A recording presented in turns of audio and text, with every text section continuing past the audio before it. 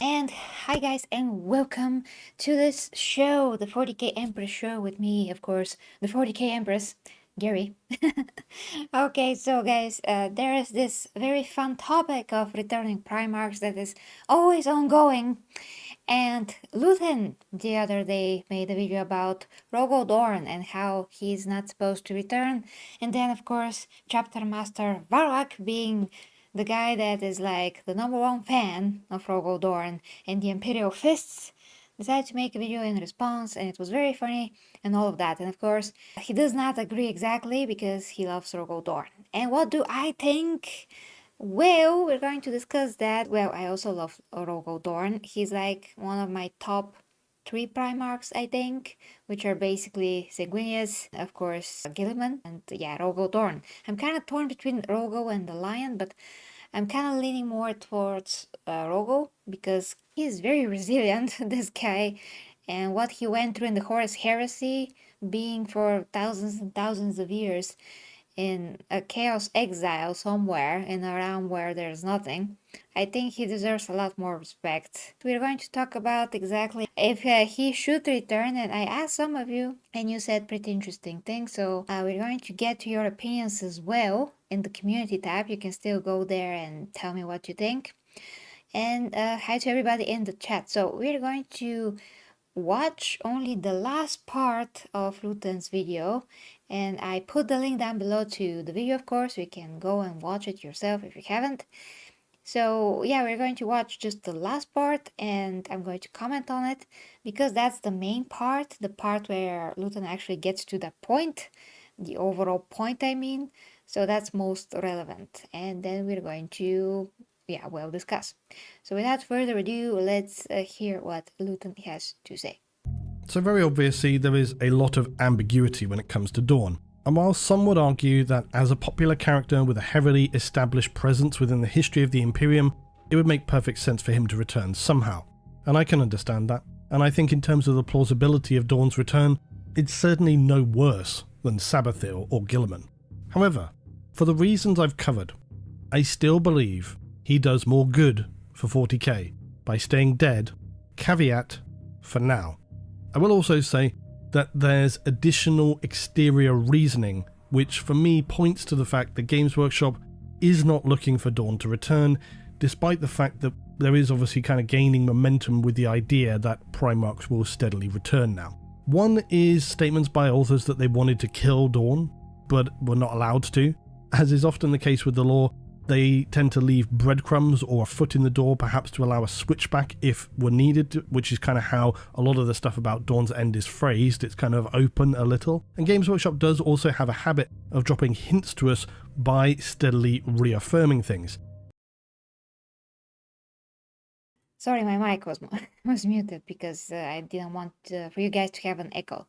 Yes, so one of the points that he brings up, and he brought up actually that in the earlier part of the video, is that yeah, of course this is also a tabletop game. So being that a tabletop game, you have that thing where whatever happens in the lore is going to affect the tabletop, and that's obviously important. So they have to consider that it cannot be only just what we think that is good or not. They have to continue the story, but also they have to think about what the heck is going to happen then with the tabletop. So there is that. And of course, the lore though, I mean, there are some characters that should stay dead, really, like really, but this guy here, I mean, yeah, this guy, I think he's more important, guys. I mean, I think that he's more valuable alive than dead, and since he had an open ending and they just found his arm, as far as I remember, it is very possible for him to still return in the same manner that the lion did. So it's just very similar to the lion situation. And in that kind of a context, because context is everything, I do really strongly feel that he should return because he's not gonna impact the lore negatively or the tabletop. I don't really think that he would. Yeah, let's continue with Luton. They're giving you a wink of like, this is what we're doing. And that's why when it comes to the lore of 40k, you do need to look everywhere. You need to look into the Warhammer crime stuff, you need to look into campaign books, you need to look into supplementary material, you need to look into new stuff, old stuff, because even if it's a very small, single statement of an obscure supplement or novel, what matters often with the 40k lore is, like I say, the restating of details. The more something is stated, the more you can know and perhaps speculate that this is in fact the truth, the reality, or where something is going toward. And within the lore, this is usually a good barometer if they're looking to make any change or not.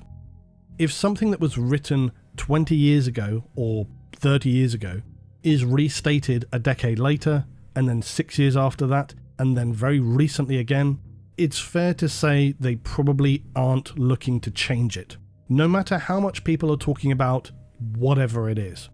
Historically, Games Workshop do tend to pretty much flat out ignore community pressure for almost anything, and especially when it comes to the narrative. So I wouldn't foresee that being a factor either. They tend to have a very strong feel of what they want things to be and where they want it to go, and they pretty much just do that. So my point is, having Kurz reaffirm the fact that he's seen Dorn die across the span of basically a decade of narrative, it's not rock solid, but it's certainly more conclusive to me of their intentions regarding Dorn. You know, they've said twice, he's dead. So to just restate, I think the importance of a... Okay, so whatever Conrad Kurz saw in his vision, I don't know much about that particularly. So if he did saw Rogodorn being dead, then well, that's not good, obviously, because they have to think about.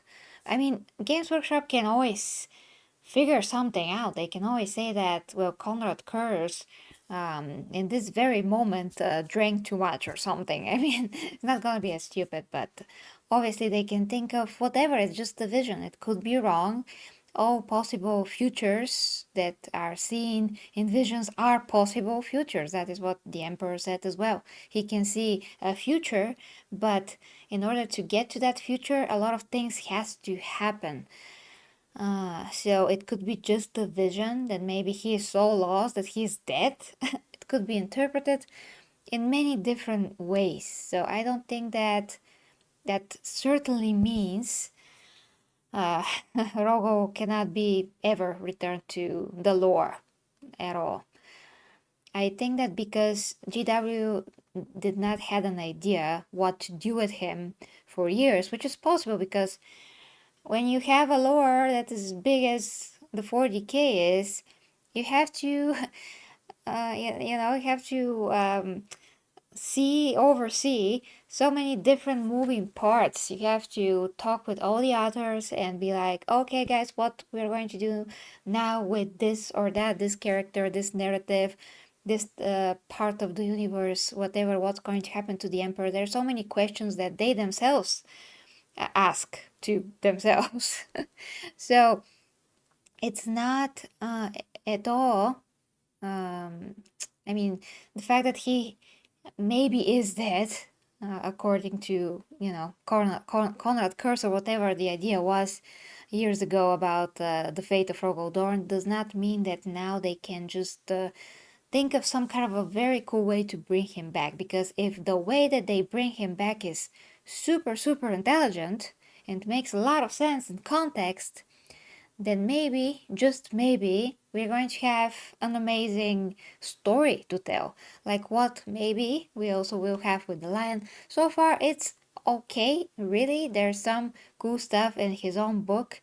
The conversations that he had with the Emperor, that mysterious figure that he saw, then his abilities to teleport, and the idea that the Primarchs can return with different abilities.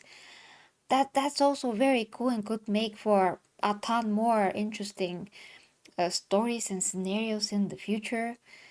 And maybe like the second coming of the Emperor and the second coming of some of the Primarchs, like a new Imperium, demolishing the Inquisition, just everything changing, and the Imperium returning to something that well, the Emperor something that the Emperor would have considered being at least better, acceptable, or more akin to his vision, let's say. So I do think that there's many interesting possibilities, especially it's so very cool if a Primarch, like the lion, returns with a new ability, which he did, and then every other that could return has something else to contribute, and thus making them a new versions of themselves. And the lion is literally a new version of himself. So it's going to be super cool to tell these stories. I really want to see that. It does not diminish their legions. Actually, in the lion's case, it did redeem his fallen angels, so to speak, and they did come back, and it was pretty awesome. The way that they explained the confusion in the war, and it was just very fascinating. So something like that could be thought of when it comes to Dorn, and he could contribute to whatever new story awaits us. And maybe I should have said all of that at the end of the stream, but let's see if Luton can say something that will make me think more about this. Oh, and Mati says, honestly, Dorn needs to return. He needs redemption and money. You mean, yeah, and especially we got a freaking action figure of Rogel Dorn. It's kinda really sucks if he doesn't return. Not that I can afford this action figure, but it's absolutely amazing by Joy Toy. Yeah. A vague but powerful figure such as Dorn remaining dead does as much good for the lore as it would in the eyes of some who would wish to see him return. Because we really don't want to end up in a soap opera scenario where we end up just doing Heresy 2, do we? Maybe we do, maybe some of you want that. For me, personally, I'd pass. I would Okay, I just don't agree with the soap opera part because, as I just explained and I gave you an example of what could happen, it's totally not a soap opera. It's just a very cool continuation of the story, which could be badass, which could be very interesting because, obviously the Tyranids are coming, and the Imperium is going to need as much Primarchs as it can possibly have. That is like 100%. The Inquisition is horrible. Gilliman has to deal with everybody on his own.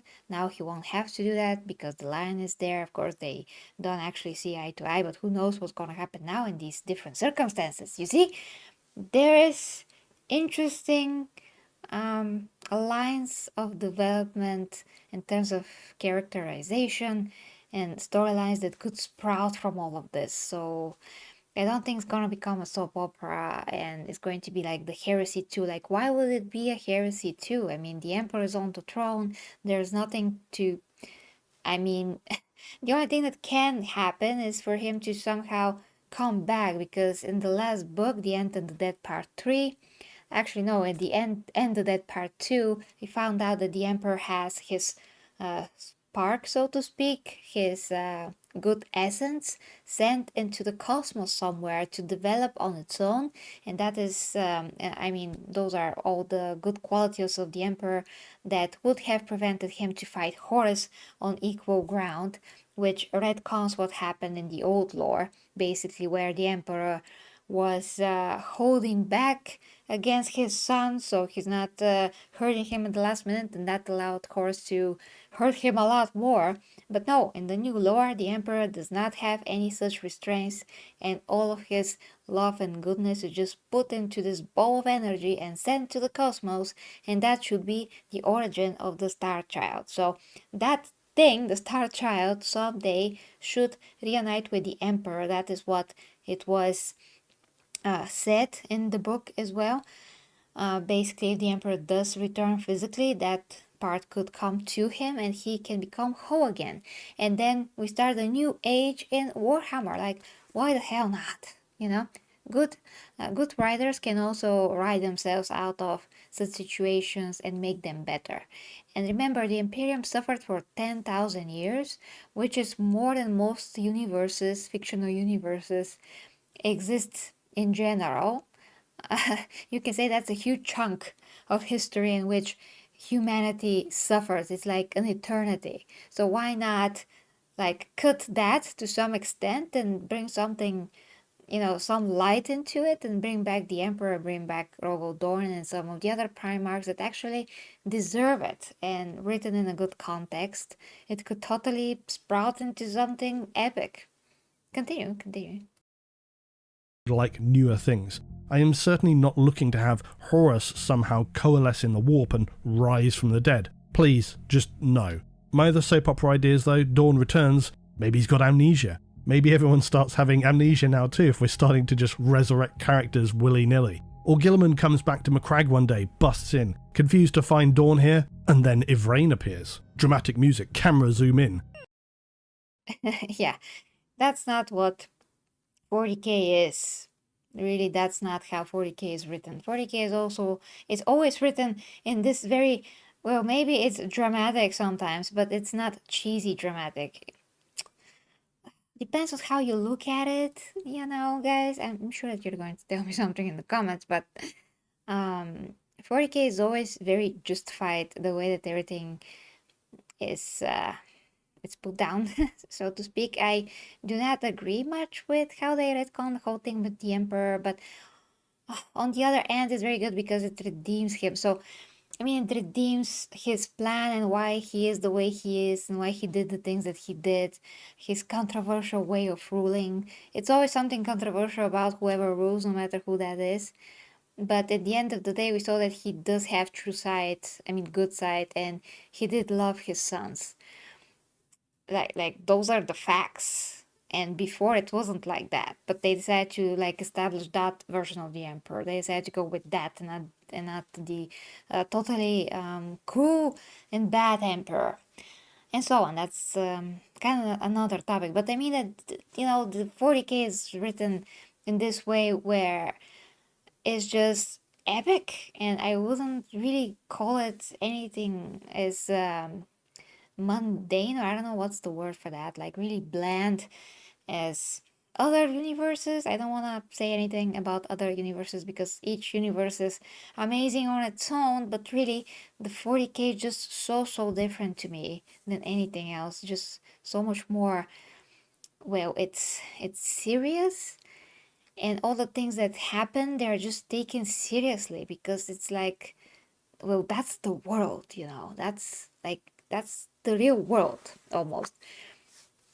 So whatever happens there, and no matter how somebody is sounding like an epic guy with the hair blowing in the wind, it's totally believable. So that's why I really love it. And Mati says something in the comments, and I'm gonna sneeze. I'm really sorry, guys. My apologies. So Mati says, I honestly do not understand Luton's position. It feels like it would be epic arc for the storyline. Yeah, whatever I just said. He continues, Dorn should be the last one back. He should be the hero at the end and comes to save the day, maybe. Not sure about that, Matty, because the last to come back should be the Emperor, literally. Or if you mean the last Primarch to come back, then yeah, depends on the context, really. Ah, thank you, dear Clayton, for the bless you. Okay, wow, what Worm got in this? What Worm got in his brain? I honestly do not understand what he is on about. Yeah, yeah, I mean, I respect Luton's opinion, of course, guys.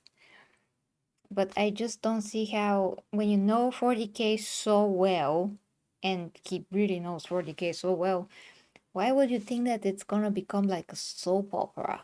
And whatever happened to that Inquisitor that got killed and then came back as like demon controlled something, that's cool too. I mean, where would you going to see an Inquisitor turning to chaos? It's like the opposite of what they are, but at the same time they're just human. So it's just very interesting, you know? It's a cool thing. Now she can serve chaos and be the anathema of the Emperor or something. You can always go in so many different ways with these things. Especially it's interesting when someone that is not supposed to turn into something bad turns into something bad. But then again, the Inquisitors, they do have some evil tendencies to them, because they oppose will even in a worse way than the Emperor thought that he would do or did. So they're really actually what they don't want. to be, if that makes sense. So for someone of them to turn to chaos is not like the wildest idea. Okay, continue.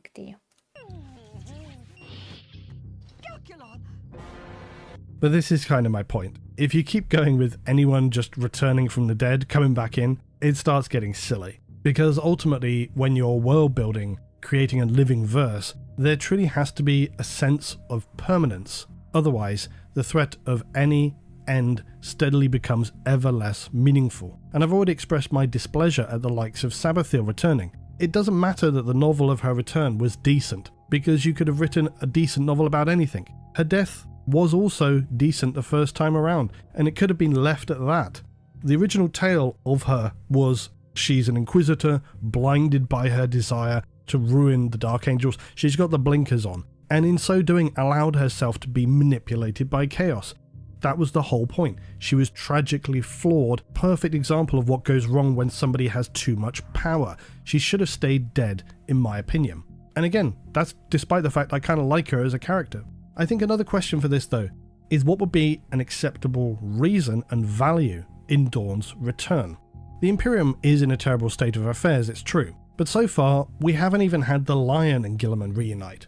So it obviously makes sense that we end up with one Primarch remaining within the Imperium Sanctus and one Nihilus on a mad crusade. So if Dorn returned, he could carry out either of those roles easily. He and Guilliman never saw eye to eye, but given the state of things, it's pretty fair to imagine that they would be able to overcome that and see the design of the Imperium moving forward. The major problem is, and this is something I want to talk about in another video too, the contemporary lore of 40k moves at an absolutely glacial pace. Now, in some respects, this is actually good, as I've said before, because moving too fast while constructing new lore is a recipe for disaster. Go too fast, you will end up in horrible situations, horrible reactive situations, and once it's out there, it's out there. So I am fine with it taking time. On the other hand, please let's get on with it a bit. Lion and Guilliman need to meet up. Let's make some plans. Call, let's go mate, sort out the maledictum, because those Tyranids are still coming.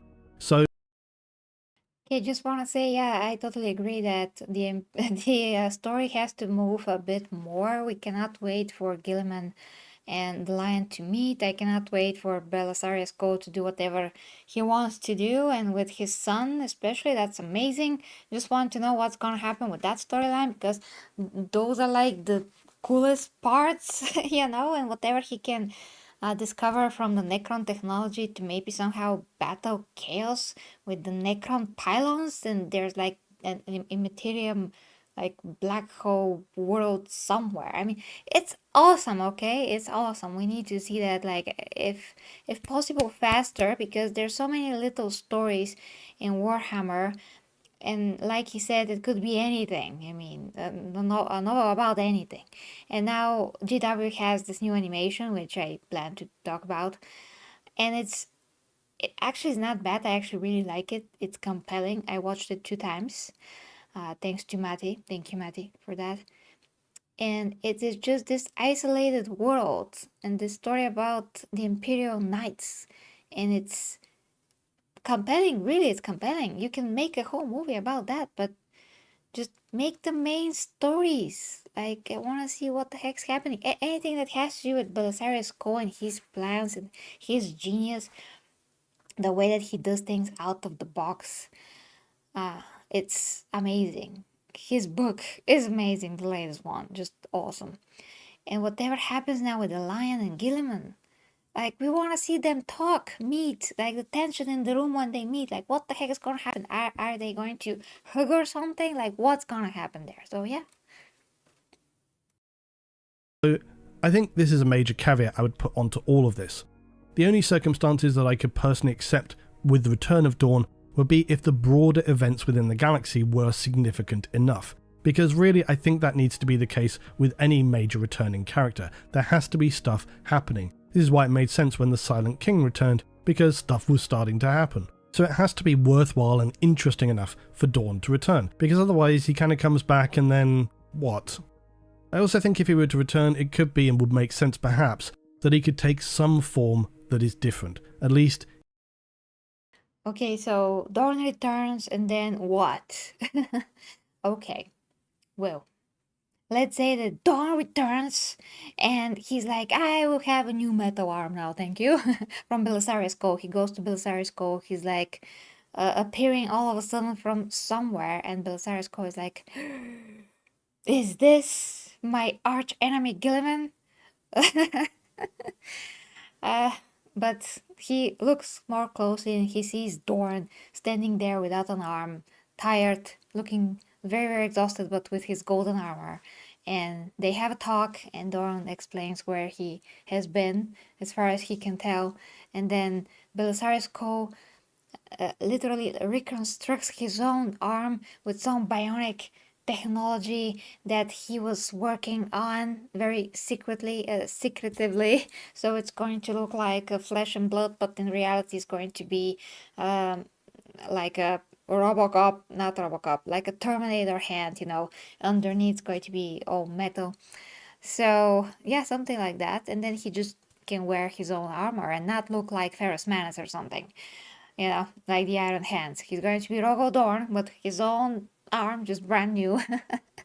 And from then on, he's going to, I mean, Belisarius Co is going to tell him about his son. He's going to somehow admit that because he has to also tell him about Belisarius, not Belisarius Co, sorry, Fabius Bow, a plan to conquer humanity and first destroy it so he can make a new one, and maybe he can join forces with Belisarius Co and go and hunt down, um, this guy, because if he doesn't, I mean, Belisarius is going to need help to hunt down his arch nemesis and somehow get the gene seed of his son if that's possible. So I think that's pretty freaking significant because you know, if that guy gets away with this, there could be drastically horrible consequences for humanity and the universe. He's like basically a wild card that's just out there on the open. So you can split the Primarchs this way. Gilliman will fight the Tyranids. The Lion's going to deal with whatever demons he has to clean the path, take all of his Astartes back, the fallen angels, if he hasn't done that, and then join Gilliman, fight the Tyranids, because that's significant enough for two Primarchs to handle, for sure. Maybe something else is going to be happening somehow that's going to involve the Lion, so it's not just me and Gilliman fighting the Tyranids, although why not just be that? I mean, that could be pretty cool. Dante joining fighting the Tyranids as well, because Dante, has a history with them. And in the meantime, Rogo is on the noble quest to catch this bastard and save, I mean, destroy him and take whatever technology he had. Yeah, Fabius Bio, that is. Take the gene seed back and create maybe new Marines, Space Marines, that are going to be like the Primaris, but better because they're going to be modeled after Belisarius Co's son. Ah, that's great. I kind of like that idea. Okay, I just thought of that on the fly, but you see, it's not a soap opera. Could be just a very cool thing and integrate Rogo into the lore just very seamlessly. Yeah, seamless. In personality, if not something else. I don't think you could just have Dorn step out from behind a curtain and be like, hello, yep, I'm actually fine, so, Lion, Rabute, what's going on? That would be irritating and honestly miserable. So for me personally, I like this idea that he could return, but is not who he once was. Maybe he's been heavily damaged, he already went through this ordeal during the heresy of being stuck in the desert, now he's been lost for 8,000 years? What if he was damaged and had amnesia or something like this? Maybe he needs to take his own journey, his own rehabilitation or a small crusade. Who knows? So having Dorn return would require a major expansion of other elements within the lore. The chaos with the Rift, the strange things going on with Abaddon, Vashtor, Lorgar theoretically could return. Mortarion and Fulgrim are forever on the radar but never seem to really get very far. And then you've got the Xenos, we've got the Necron, the Tyranids, you've got the Inari, all reaching a point of considerable danger with their ongoing schemes and galactic disturbances. There is a lot of stuff to play with there.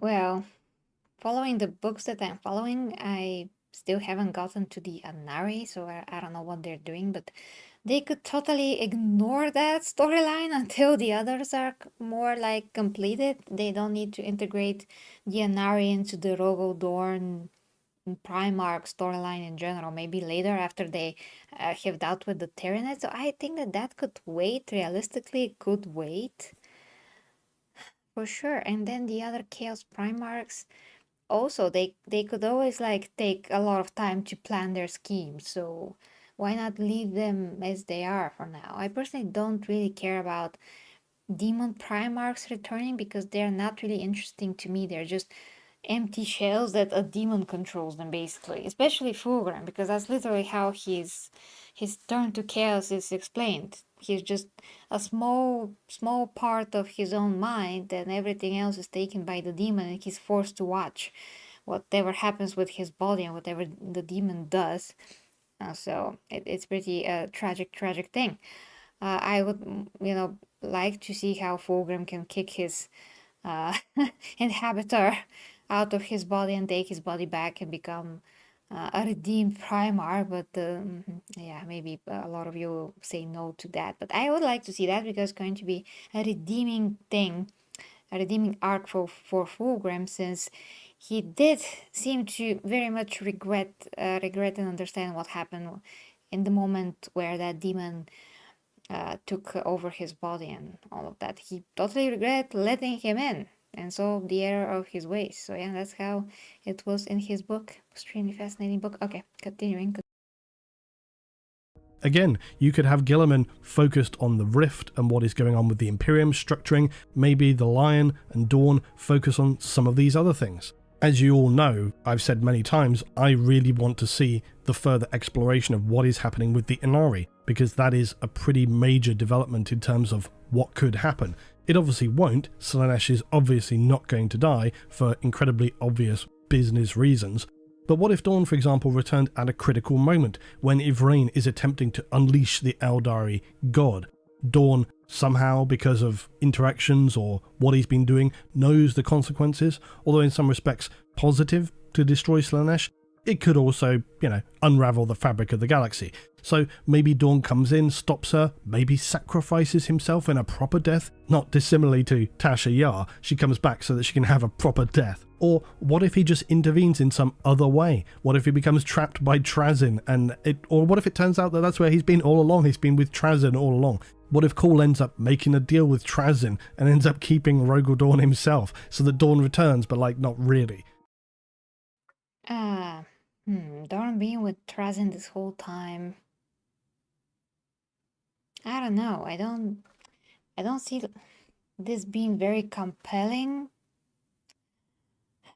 It's kind of like sometimes, you can use the Necrons to talk with some of humanity's representatives.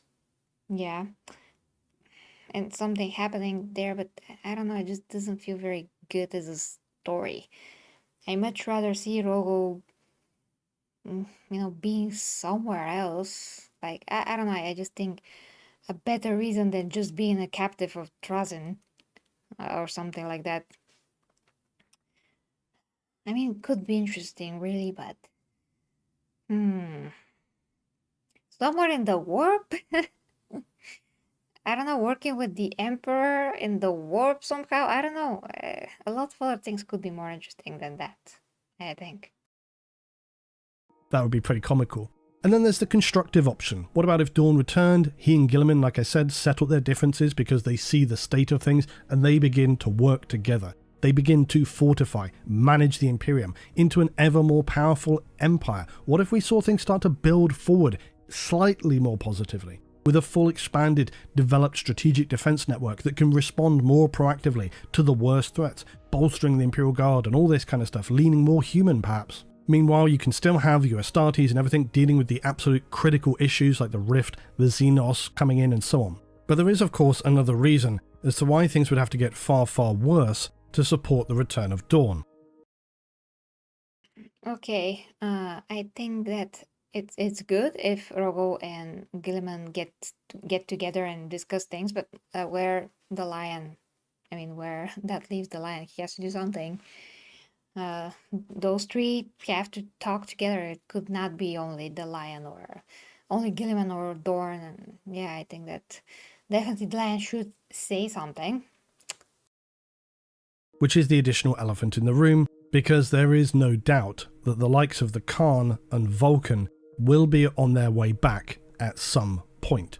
So we would end up in this scenario of whatever hellish reality the Imperium descends into, Gilliman, Dorn trying to manage everything logistically, strategically. Meanwhile, the Lion maybe is then supported by Vulcan and the Khan, marshalling their abilities as hunters of the enemies of humanity. They scour the stars, launch an ongoing crusade, which also blends in and makes use of the more zealous members of the Imperium, like the Sororitas.